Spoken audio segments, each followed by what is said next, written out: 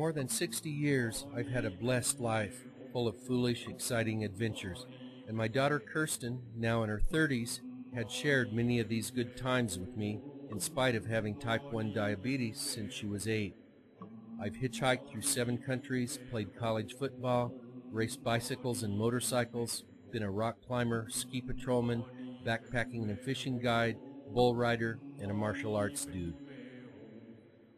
When we learned that my blood type was best for a kidney transplant for Kirsten, it brought jitters. What about my own life expectancy? What about all the adventures I love so much? They're at the center of my life. Things were about to change for keeps, I feared. They did the transplant on a snowy November day in 2000.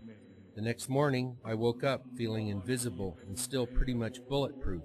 The laparoscopic procedure, still fairly new at the time, had been almost pain-free, and I was already up and walking. I wanted to see Kirsten. She was, I figured, probably in the next room or something, healing up fast like me. She's still not too comfortable, the nurse said. We're going to keep her in intensive care for a while. It turned out that she had an undiagnosed infection and the new kidney hadn't kicked in yet. A week later, it was the same story. And a month later, it didn't help to remember the words of the 2 Ecuadorian healers who had stayed up all night with me doing a ceremony with water and candles. It will be hard for her, one of them had predicted with a grim face at dawn, but she will live. For 7 months she stayed in that hospital, having 5 major surgeries, 4 biopsies, and more suffering than most of us have ever seen. When they called it off, we asked them to send the kidney to New Mexico.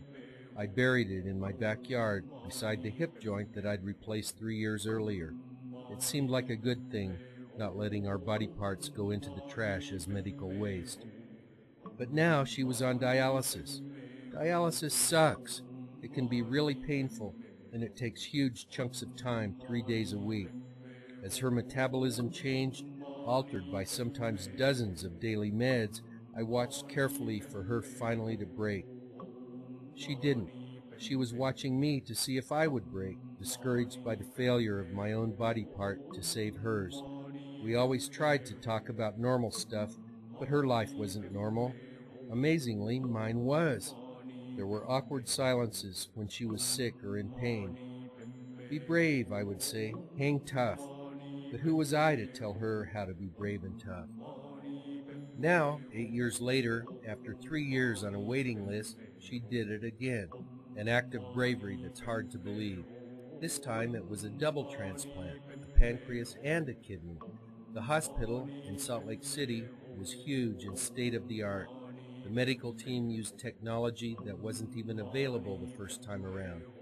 So far, it's working. She doesn't have diabetes anymore. She can eat normally, doesn't take 3 insulin shots a day, and doesn't have dialysis for the first time in 9 years. That's not the miracle. The miracle was that we had a chance, we took it, and when it didn't work, we never looked back.